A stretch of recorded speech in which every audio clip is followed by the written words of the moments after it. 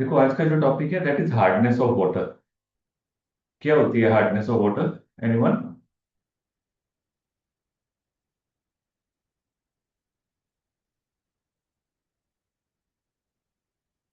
फिर जब उसमें सॉल्ट्स प्रेजेंट होंगे कोई। हम्म। क्या होता है उससे?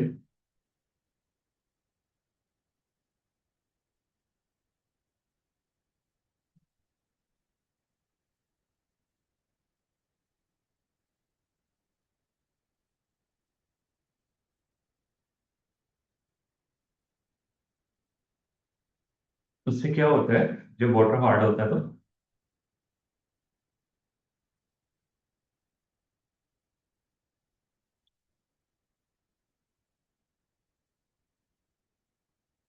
कभी एक्सपीरियंस किया है हार्ड वाटर को?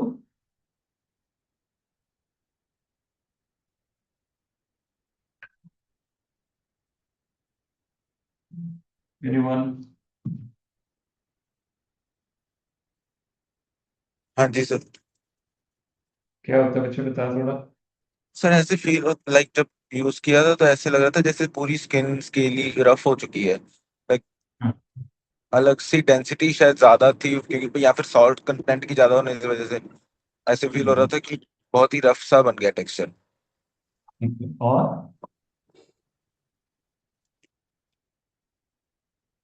आप बहुत बार देखोगे कि कई बार हिल्स में या कई बार आप अगर महाराष्ट्र साइड जाओ या कहीं नीचे और साउथ की तरफ जाओ, जहाँ जहाँ भी पानी हार्ड होता है, अगर आप उस तरफ जाओगे तो आप क्या देखोगे कि जब आप बाथ ले रहे हो, आप हाथ को साफ कर रहे हो, आप कपड़े साफ कर रहे हो, जो सोप है ना वो निकलेगा नहीं। राइट? तो ये बड़ी प्रॉब्लम है उसकी, हार्ड वाटर की। तो हार्ड वाटर को ऐसे ही एक्सप्रेस करते हैं, डिफाइन भी ऐसे ही करते हैं उसको, कि basically it is a soap destroying property. Hardness of water को बोलते हैं जब पानी में सॉल्ट ज्यादा होते हैं। कौन से सॉल्ट हम डिस्कस करते हैं अभी। तो वो उसको प्रॉपरली, यानी कि उसको हम पानी को यूटिलाइज नहीं कर पाते। तो अगर हार्ड वाटर रहेगा तो कपड़े जल्दी खराब हो जाएंगे, कपड़े रफ हो जाएंगे, कलर निकल जाएंगे, फटने शुरू हो जाएंगे, सोप निकालना ही मुश्किल हो जाएगा उसमें से। राइट? उसके बाद जिस पाइप में वो ट्रेवल कर रहा है, जहां जैसे घर की पाइपों में पानी आता है, वो पाइपें खराब हो जाएंगी और उसमें स्केलिंग हो जाएगी। जिस बर्तन में आप उसको उबाल रहे हो वो बर्तन खराब हो जाएंगे, तो एक्स्ट्रा स्केलिंग होएगी क्योंकि एक्स्ट्रा सॉल्ट होएगा। तो इसके बहुत इश्यूज रहते हैं। राइट? तो it is a very important topic. अगर आया तो ये हार्डनेस ऑफ वाटर आ जाएगा, तो उसमें हमें ये बताना है क्यों क्यों किस किस सॉल्ट से हार्डनेस होती है और हम कैसे रिमूव कर सकते हैं, क्या इसके एडवांटेजेस एंड क्या इसकी डिसएडवांटेजेस। एक मिनट यार। देखो क्या है, कहते हैं hardness of water known as the soap destroying property of the water. Soap destroying property, यानी कि इसमें ज्यादा सोप लगेगा। इसको अगर आपने क्लीन करना है तो आपको लगेगा कि जो इसकी झाग बनाने की कोशिश करोगे ना, आपको लगेगा झाग नहीं बन रही। आप फॉर एग्जाम्पल आप कपड़े धोने की कोशिश कर रहे हो तो जो फ्रॉथ बनती है, जो फ्रॉथ होती है, फ्रॉथ बनेगी नहीं। तो इसलिए सोप ज्यादा लगेगा। आपको फ्रॉथ बनाने के लिए ज्यादा मेहनत करनी पड़ेगी, सोप भी ज्यादा लगेगा। इसलिए कहते हैं कि it is a soap destroying property of the water. When large amount of soap is required for a production of leather, then water is considered as hard. याद रहेगा कि जब हमें ज्यादा सोप चाहिए for the production of leather तो हम कह सकते हैं पानी हार्ड है। क्यों होता है? वो कहता है इट इज ए चार कॉन्स्टिट्यूएंट्स है मेन जिसके कारण पानी हार्ड होता है। First is calcium bicarbonate. क्या है? Calcium bicarbonate. Then magnesium bicarbonate. Right? Then calcium sulphate and magnesium sulphate. दोनों सेम के सॉल्ट हैं जो बेसिकली रिस्पॉन्सिबल है इसके लिए। That is calcium bicarbonate, magnesium bicarbonate, calcium sulphate and magnesium sulphate. कहते हैं other like chlorides and nitrates of the calcium and magnesium. Main salt calcium magnesium चल रहा है, जो बेस चल रहा है, उसके बाकी चेंज हो रहे हैं। वो कहता है नाइट्रेट और क्लोराइड भी, for example calcium chloride, magnesium chloride और calcium nitrate nitrate magnesium nitrate, वो भी रिस्पॉन्सिबल है पर कम, ज्यादा ये। उसके बाद iron, manganese and aluminium also produce hardness, but small, so small that they are not considered. तो अगर वाइवा में पूछेंगे तो ये 4 सॉल्ट है जो आपके माइंड में आने चाहिए, that is calcium bicarbonate, magnesium bicarbonate, then calcium sulphate and magnesium sulphate, जो मेन हार्डनेस कॉज करते हैं। अब वो कह रहे हैं कि इसको हम कैसे क्लासिफाई कर सकते हैं। वैसे क्लासिफाई हम 2 तरीके से कर सकते हैं, one is temporary and permanent. वो कहते हैं जब भी कार्बोनेट अटैच है, कैल्शियम कार्बोनेट, मैग्नीशियम कार्बोनेट, तो वो टेम्परेरी है। मगर जब सल्फेट इन्वॉल्व है, नाइट्रेट्स इन्वॉल्व है या क्लोराइड्स इन्वॉल्व है, उसको कहेंगे कि वो जो हार्डनेस है वो परमानेंट है। सो कार्बोनेट वाली टेम्परेरी है एंड नॉन कार्बोनेट वाली परमानेंट है। ये आपने अपने माइंड में रखना है। ये उसमें आ सकता है जो मल्टीपल चॉइस क्वेश्चन होते हैं, तो ये आपके माइंड में रहना चाहिए। कहते यूनिट ऑफ हार्डनेस क्या है? कहते यूनिट ऑफ हार्डनेस क्या है? Milli equivalent per litre, MEQ oblique L, milli equivalent per litre. अब इसको वो कैसे डिफाइन करते हैं, ये समझो, ये बहुत इंपॉर्टेंट है। अब उन्होंने एक यूनिट बना लिया। अब यूनिट कैसे बनाया उन्होंने? फॉर एग्जाम्पल 1 लीटर पानी में अगर 50 मिलीग्राम कैल्शियम कार्बोनेट है, तो वो जो हार्डनेस प्रोड्यूस होगी, उस हार्डनेस को उन्होंने एक स्टैंडर्डाइज कर लिया कि दिस इज 1 मिली इक्विवेलेंट।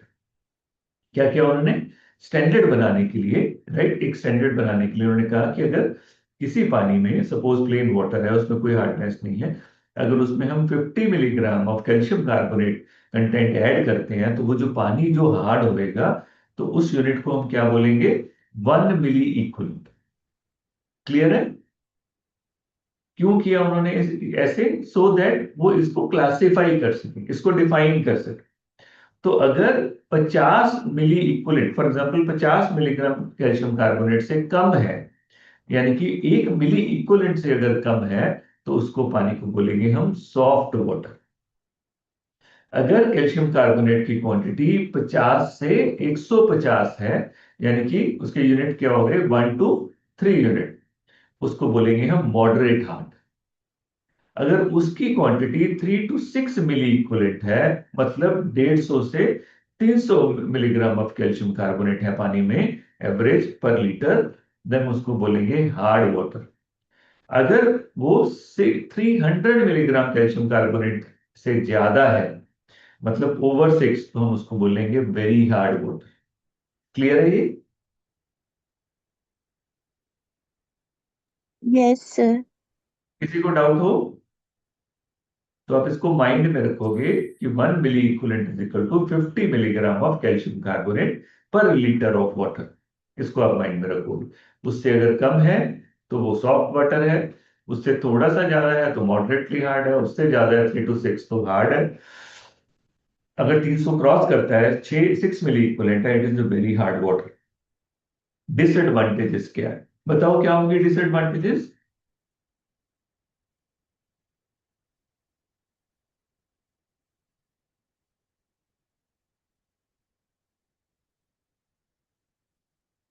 अब तो पता होनी चाहिए ना, डिसएडवांटेज हमने डिस्कस कर ही ली एक तरह से।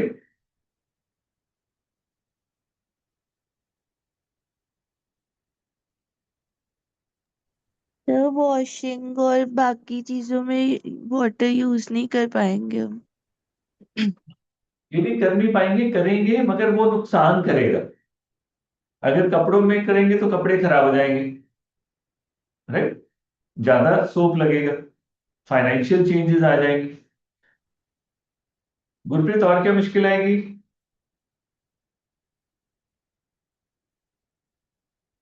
और जैसे जो आरओ के जो फिल्टर्स वगैरह आएंगे वो भी जल्दी मतलब होंगे खराब। वो भी जल्दी खराब हो जाएंगे, राइट। और बहुत बेसिक सोचो पहले। आरओ तो हम उसको ठीक करने के चक्कर में पड़ेंगे ना, बहुत बेसिक जो डे टू डे लाइफ में इफेक्ट होगा।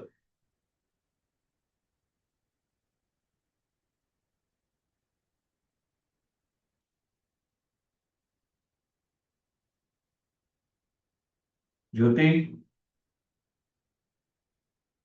अरे कोई रॉकेट साइंस नहीं है, सोच के देखो। तो कहाँ पानी पानी यूज करते हो आप रूटीन में? राहत, कशिका, एनी आइडिया?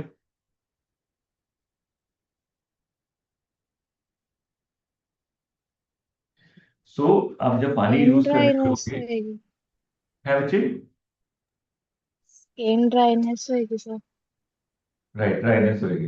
तो नॉर्मली क्या है कि जब आप पानी कहाँ का यूज करते हो, जब कपड़े धोने के लिए यूज करोगे वहां प्रॉब्लम आएगी, कपड़े जल्दी खराब होंगे क्योंकि आपको एक्स्ट्रा सोप लगाना पड़ रहा है, सोप ज्यादा वेस्ट होगा। तीसरा, आप चाय बनाने लगे हो या सब्जी बनाने लगे हो, उसमें पानी का फर्क पड़ जाएगा, उसका टेस्ट ऑल्टर हो जाएगा, राइट। जिस बर्तन में आप गर्म कर रहे हो वो बर्तन जल्दी खराब हो जाएंगे। अकेले बर्तन थोड़ी ना होते हैं, इंडस्ट्री में बॉयलर्स होते हैं, राइट। जहां आपके घर के जो गीजर्स होंगे, जो गीजर्स होंगे उसमें उतनी ही ज्यादा स्केलिंग होगी और थोड़ी देर बाद गीजर खराब हो जाएगा, आप अगर उसकी सर्विस नहीं कराते हो। तो सर्विस कराते हो तो और कॉम्प्लिकेशन, तरह की कॉम्प्लिकेशन, तो स्केलिंग ज्यादा होगी। जिस पानी में वो ट्रेवल कर रहा है, जिस पाइप में, वो पाइप जल्दी चोक हो जाएगी, राइट। तो वो उसमें प्रॉब्लम आएगी, पानी का प्रेशर कम हो जाएगा और आपको उसको क्लीन करवाना पड़ेगा। सो यूटेंसिल डैमेज, पाइपें डैमेज, गीजर डैमेज, चाय और सब्जी के टेस्ट ऑल्टर, सोप ज्यादा लग रहा है, कपड़े खराब हो रहे हैं, तो ये सारे disadvantage of the hard water हो जाएंगे जो आप उनको बता सकते हो। अब आता है कि हम उसको ट्रीट कैसे कर सकते हैं, ट्रीटमेंट कैसे हो। Okay, the removal of the hardness, first is temporary, second is permanent hardness. Temporary hardness को कैसे रिमूव कर सकते हैं, उसमें कैल्शियम कार्बोनेट है और मैग्नीशियम कार्बोनेट है। हमने उसको उबाला, जब पानी को उबालते हो तो क्या होता है, पतीले के नीचे जो बर्तन है, यूटेंसिल है, उसके नीचे सारा कैल्शियम कार्बोनेट जमा हो जाता है। अब जो पानी निकल के आया वो कैसा हो जाएगा, सॉफ्ट। मगर क्या लार्ज स्केल के लिए हम ये कर सकते हैं, it is very costly, right. Small scale के लिए तो ठीक है, आपने एक बॉटल भरनी थी वो भर लिया आपने, पर लार्ज स्केल जहां पर आपने पूरी पूरी सप्लाई करनी है पानी की, वहां ये पॉसिबल नहीं। सेकंड, एडिशन ऑफ लाइम, अगर आप लाइम ऐड कर दो। Third is addition of the sodium carbonate, अगर सोडियम कार्बोनेट डाल दो उसमें, तो होता क्या है जब आप सोडियम कार्बोनेट डालते हो, हम आगे जाके डिस्कस करते हैं, it is a chemical formulation, कि आप उसका बेस चेंज कर दो, राइट। फॉर एग्जाम्पल, आपने डाल दिया सोडियम कार्बोनेट और उसमें पहले ही था कैल्शियम कार्बोनेट, तो उसमें कुछ चेंजेस आ जाएंगे, आगे जाके इसको डिस्कस करते हैं। सेकेंड इज परमानेंट हार्डनेस, जो परमानेंट हार्डनेस है उसको क्या करना है, वो नहीं जाएगी इससे बॉयल करने से। तो कहते हैं उसके लिए हम क्या कर सकते हैं, नेट्रम कार्बोनेट मतलब सोडियम कार्बोनेट हम ऐड कर सकते हैं। और बेस एक्सचेंज प्रोसेस, नाम देखो क्या बोल रहा है, बेस एक्सचेंज प्रोसेस। अगर सोडियम के साथ कार्बोनेट हटा दें, कोई और लगा दें केमिकल फॉर्मुलेशन से, तो हार्डनेस चली जाएगी, राइट। तो उसको हम यूज कर सकते हैं in case of permanent hardness. अब देखो क्या कह रहे हैं, कहते हैं boiling removes the temporary hardness, boiling remove कर देती है टेम्पररी हार्डनेस। कैसे कर देती है, जब पानी को बॉईल करते हैं तो पहले उसमें से कार्बन डाइऑक्साइड निकलती है, right, by expelling carbon dioxide and precipitating the insoluble calcium carbonate. It is an expensive method to soften the water on the large scale, जैसे मैंने पहले बताया। तो इसमें क्या किया, CaHCO3 जो फॉर्मूला है, जब हमने पानी को बॉईल किया तो CaCO3 अलग हो गया, कार्बन डाइऑक्साइड उसमें से निकल गई और वाटर रह गया पीछे। तो कैल्शियम कार्बोनेट यूटेंसिल में जमा हो जाएगा, कार्बन डाइऑक्साइड हवा में फुर हो गई और पीछे पानी रह गया जो सॉफ्ट है। और वो कैसा सॉफ्ट है, बिल्कुल सॉफ्ट है, कुछ भी नहीं होएगा उसमें। ये अपने आप में प्रॉब्लम है, क्योंकि ये बिल्कुल सॉफ्ट वाटर भी आप जब यूज करोगे तो आपको इश्यूज आएंगे, राइट। तो ये एक प्रोसेस है। कहते हैं lime softening not only reduce the total hardness but also accomplish magnesium reduction. क्योंकि सेकंड ऑप्शन क्या था बॉइलिंग के बाद, एडिशन ऑफ लाइम। जब आप लाइम डालोगे, वो कहता है ना कि वो टोटल हार्डनेस को रिमूव करता है, पर वो मैग्नीशियम को भी कम कर देता है। Lime absorb the carbon dioxide and precipitate the insoluble calcium carbonate. Boiling में वही चीज, कार्बन डाइऑक्साइड उड़ जाती है। इसमें क्या हो रहा है कि लाइम यूज कर रहा है कार्बन डाइऑक्साइड को, और पीछे जो कैल्शियम कार्बोनेट है वो इसलिए प्रेसिपिटेट हो जाता है। इसको कहते हैं क्लार्क मेथड। कहते हैं Clark method of softening the water is 1 ounce of quick lime. याद है क्विक लाइम कैसे बनी थी,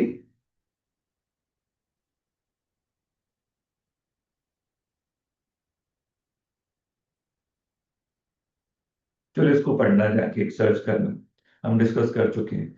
the Clark method of softening water, 1 ounce of quicklime is added every 700 gallons of water for each degree of hardness. Each degree मतलब 1 milliequivalent, उसको बोल रहा है ईच डिग्री। ईच डिग्री कम करने के लिए 700 गैलन पानी में 1 ounce ऑफ क्विक लाइम चाहिए। अब उसका फॉर्मूला क्या है?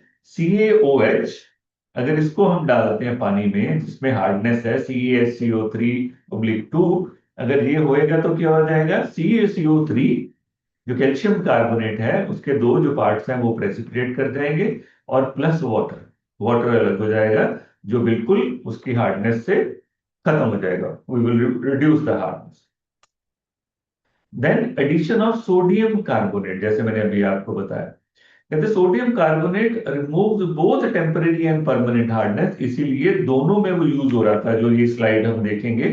देखो इसमें तीसरा है addition of sodium carbonate, permanent में पहला ही addition of sodium carbonate, right? Natrium carbonate लिखा हुआ मैंने, sodium carbonate.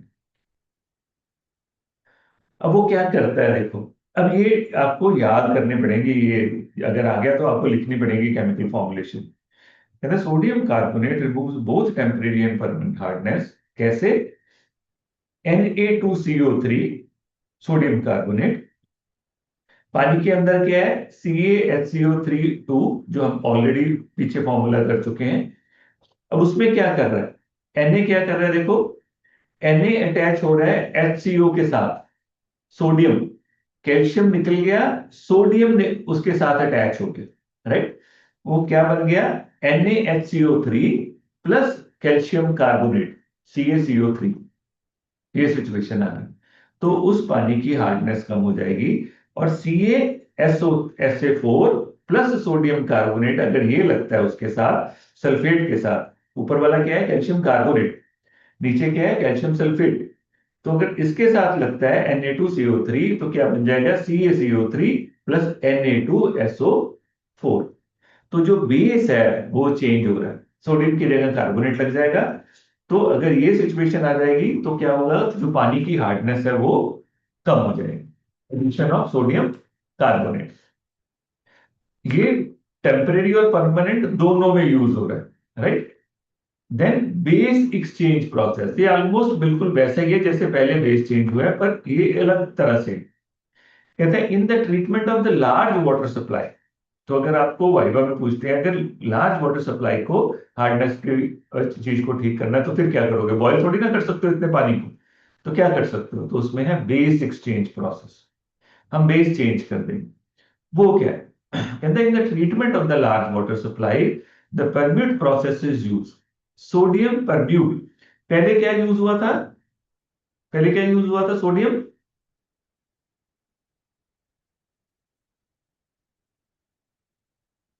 Sodium, carbonate. Sodium carbonate. यहां क्या यूज हो रहा है? Sodium permute. कहता है ये क्या है? कहता है it is a complex compound of the sodium, aluminium and silicon. उसका फॉर्मूला देखो क्या है? Na2Al2Si2O and H2O। हम इसको यूज करें तो कहते हैं it has the property of exchanging the sodium cation for the calcium and magnesium ions in the water. जैसे कि पहले हुआ था, देखो इस प्रोसेस में भी क्या हो रहा है? हम रिप्लेस कर रहे हैं कैल्शियम कार्बोनेट को सोडियम कार्बोनेट के साथ। सोडियम कार्बोनेट हार्ड नहीं है, कैल्शियम कार्बोनेट हार्ड है। तो अगर हमने वो चेंज कर दिया फॉर्मूला तो पानी की हार्डनेस कम हो जाएगी। It is just like that. उसी को लार्ज स्केल पे करने के लिए हम सोडियम परम्यूट ऐड कर देंगे। वो क्या करेगा? बेस चेंज कर देगा। कहते हैं when hard water is passed through the permute, the calcium and magnesium ion are entirely removed by the base exchange, and sodium permute is finally converted into calcium and magnesium permute। जो sodium permute है वो किसमें convert हो जाएगी? Calcium and magnesium permute में। By this process the water can be soften to zero hardness. Zero hardness में change हो जाएगा वो जो पानी है। Since water of zero hardness is corrosive, जैसे मैंने आपको पहले बताया कि जो बिल्कुल जीरो हार्डनेस वाला वाटर होता है वो भी करोसिव होते हैं। तो कहते हैं since the water of zero hardness is corrosive, a part of raw water is mixed with the soften water to secure the desire hardness. Desire hardness कितनी है?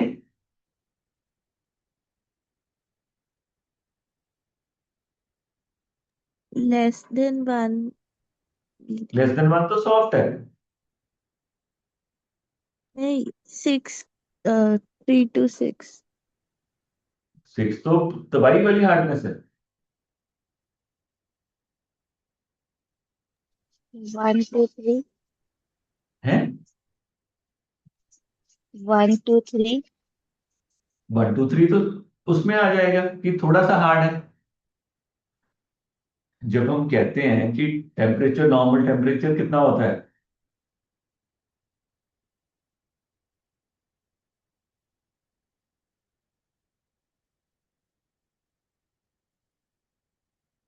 डिजायर्ड टेम्परेचर कितना होता है बॉडी का?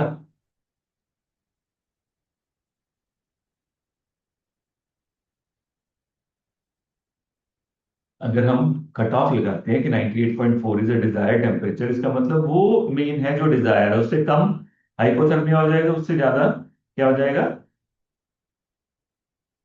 पायरेक्सिया में आ जाएगा। ऐसे ही जो हमने कट ऑफ लगाया था वो किस पे लगाया था? 1 मिली इक्विवेलेंट पर। 50 मिलीग्राम ऑफ कैल्शियम कार्बोनेट, वहां तक हमारे लिए ओके है। उससे कम सॉफ्ट है, उससे ज्यादा हार्ड है। तो हम क्या करेंगे, उस पानी को जिसको हमने जीरो हार्ड कर दिया उसमें इतना पानी ऐड कर देंगे कि वो 1 मिली इक्विवेलेंट के बराबर है। वो हमारे लिए डिजायर्ड हार्डनेस है कि हाँ इतना चलेगा, इतने में कोई प्रॉब्लम नहीं है, हम बैलेंस में आ जाए। After permute has been used for some time, it loses its effectiveness naturally। जो permute यूज करेंगे तो उसमें से कैल्शियम और मैग्नीशियम निकल रहा है, राइट? सोडियम निकल रहा है और कैल्शियम एंड मैग्नीशियम permute बन रहा है, तो थोड़ी देर बाद वो खत्म हो जाएगा। It loses it's effectiveness, but it may be regenerated. हम उसको फिर रीजनरेट कर सकते हैं by treating with concentrated solution of sodium chloride. जब उस केमिकल में से निकल गया सोडियम, राइट, तो हमें चाहिए क्या? हमने क्या ऐड करना है? अब वो कैल्शियम परम्यूट और मैग्नीशियम परम्यूट बन गया, हमें उसको क्या बनाना है? Sodium permute.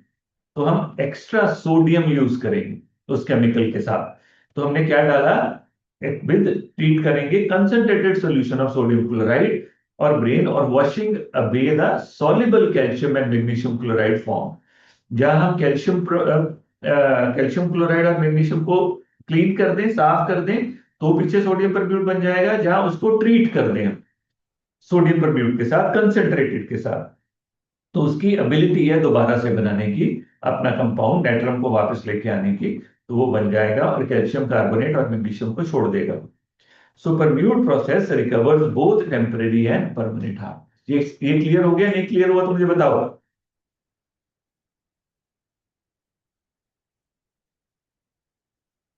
कि हमने सोडियम परम्यूट डाला, अब वो काम कर रहा है, काम करने के बाद नेचुरली क्योंकि उस वो पानी को सोडियम दे रहा है तो अपने से लूज करके ही दे रहा है, तो स्लोली स्लोली उसकी अपनी कंसंट्रेशन कम हो जाएगी।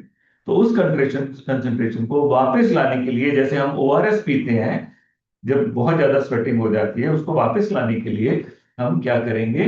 सोडियम क्लोराइड उसकी हाई कंसंट्रेशन सॉल्यूशन के साथ उसको वॉश कर देंगे, तो फिर दोबारा से सोडियम परम्यूट बन जाएगा। जहां हम कैल्शियम एंड मैग्नीशियम को क्लियर करेंगे तो उससे बन जाएगा। तो this is a process for the large scale hardness of water. क्यों इंपॉर्टेंट है ये? कहते हैं, अब वाइवा में पूछ सकते हैं, वैसे भी आ सकता है। कहता है water hardness and cardiovascular diseases, and the reports from the several countries have shown an inverse statistical association। क्या मतलब होएगा इसका? Inverse statistical association. बच्चों नाम क्या बता रहा है? राहत, मुझे बोलना ना पड़े, पार्टिसिपेट क्या करो। गलत ठीक का कोई पंगा नहीं है।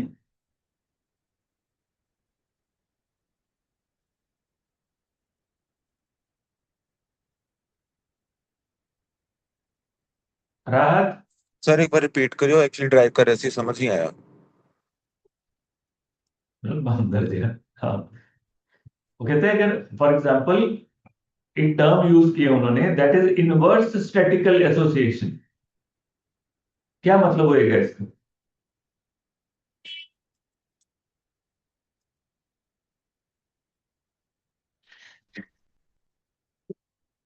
अगर नहीं समझ आ रही पास कर दो, कोई बात नहीं।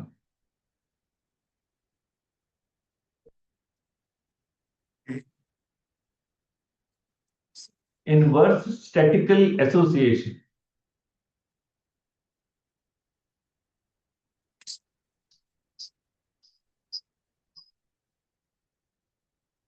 Anyone? GK? सर ऐसे इनवर्सली प्रोपोर्शनल बट ऐसे एक कोई क्वांटिटी बढ़ेगी तो दूसरी कम हो जाएगी दूसरी कम या होएगी, उसको हम इनवर्स बोलते हैं. Statistical means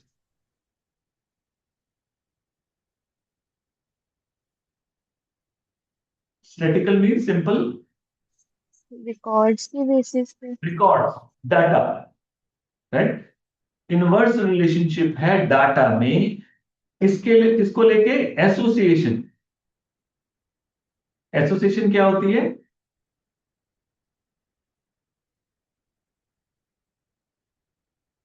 relation relationship. For example, अगर हम कहते हैं कि सिगरेट स्मोकिंग कॉजिंग कैंसर, और देखा गया है कि जिनको भी लंग कैंसर होता है तो उसमें स्मोकिंग की हिस्ट्री होती है मोस्ट ऑफ द टाइम. तो ये क्या है? They are associated, right. अगर किसी को ओरल कैविटी का कैंसर है तो उसमें जो च्यूइंग ऑफ टबैको है वो साथ में मिलता है, तो उसको क्या बोलेंगे? They are associated, right. एक होता है हाइपोथेसिस कि हमें लगता है ऐसे, right? But hypothesis is said to be associated to diseases and cause said to be associated जब वो most of the time match करते, most of the time मिलते. तो इसमें क्या है? Reverse statistical association. मतलब ये उल्टे होंगे. जब भी पानी ज्यादा हार्ड होएगा, देखो क्या बोल रहा है, reported of the several countries have shown N inverse statistical association between the hardness of drinking water and death rate from the cardiovascular diseases. Areas supplied with the soft drinking water show a significantly higher prevalence of either atherosclerotic heart disease or degenerative heart disease, hypertension, sudden death of cardiovascular region, and combination of all. तो जहां पानी hard ज्यादा है वहां पर deaths कम हो रही हैं, और जहां हार्डनेस कम है डेथ ज्यादा हो रही है. तो इसको इसलिए बोला गया इनवर्स स्टैटिकल एसोसिएशन. याद रहेगा. यस तो उसके बाद Yes, बोलता sir. है the evidence is based solely on the circumstantial evidence and statical association. Prove नहीं हुआ है पर देखा गया है. And the further studies are in progress to establish a possible connection between certain water characteristics and the development of the cardiovascular disease. इसके ऊपर research है, पर ये सोली सर्कमस्टेंशियल है एंड स्टैटिकल है. डाटा शो कर रहा है कि हाँ, जिस पानी में फॉर एग्जांपल दो एरियाज हैं, एक तरह के लोग हैं, एक तरह की सिचुएशंस हैं, मगर एक में पानी सॉफ्ट जा रहा था और एक पानी में हार्ड जा रहा था, तो उसमें ज्यादा प्रॉब्लम आ रही, उसमें कम आ रही. समटाइम ये लोग कर देते हैं गवर्नमेंट वाले इसको सिर्फ सर्च करने के लिए, डाटा को देखने के लिए कि एक तरफ पानी थोड़ा सा सॉफ्ट कर दिया और एक तरफ हार्ड कर दिया. Next important is fluoridation of water. नाम क्या बता रहा है? Fluoridation, fluorine. It is a very important part. तो आप जब पेस्ट करते हो उसमें फ्लोरीन होती है, राइट. हमारी मेडिसिन भी बनती है फ्लोरिक एसिड, तो फ्लोरिक एसिड में हम क्या पढ़ते हैं? Caries, right. तो सबसे पहले जब ये रेमेडी डिस्कवर हुई थी तो किसने डिस्कवर की थी? गडरिये ने. उनकी जो गोड्स होती थी, तो वहां पर जब वो गोड्स वो घास वगैरह खाती थी तो उनके जॉ खराब हो जाते. वहां से पता लगा कि वहां पर फ्लोरीन बहुत है, उसके कारण हो रहा है. कहते हैं fluorine is one of the constitute naturally present in the water. In fact the main source of fluorine is drinking water. Deficiency of fluorine in the drinking water is associated with the dental caries. और अगर access हो जाएगा तो dental and skeletal fluorosis, तो hardness जमा होनी शुरू हो जाएगी. अगर फ्लोरीन ज्यादा है तो हार्ड हो जाएंगे, अगर फ्लोरीन कम है तो केरीज हो जाएगी. कहते हैं leading worker in India regard fluorine in concentration 0.5 to 0.8 in drinking water as optimum. Normally क्या कहा गया है कि पानी में 0.5 to 0.8 मिलीग्राम होनी चाहिए as an optimal condition. The term fluoridation has been given to process of supplementing the natural fluoride content of potable water to the point of optimum concentration. तो अगर हम पानी में फ्लोरीन ऐड करते हैं so that जितनी fluorine हमें चाहिए उतनी मिले, तो उस प्रोसेस को क्या बोलते हैं? Fluoridation. The WHO in 1969 recommended it fluoridation of the community water supply in area where the total intake of fluorides by the population is below the optimal level, जिसके कारण dental caries हो रहे थे. So fluoridation is now an accepted public health procedure in many developed countries. और इसीलिए आपकी जो paste है उसमें फ्लोरीन है, राइट. नेक्स्ट आता है कंजर्वेशन ऑफ वाटर सोर्सेज. मुझे लगता है इसको हम नेक्स्ट पे लेके चलते हैं. क्या कहते हो?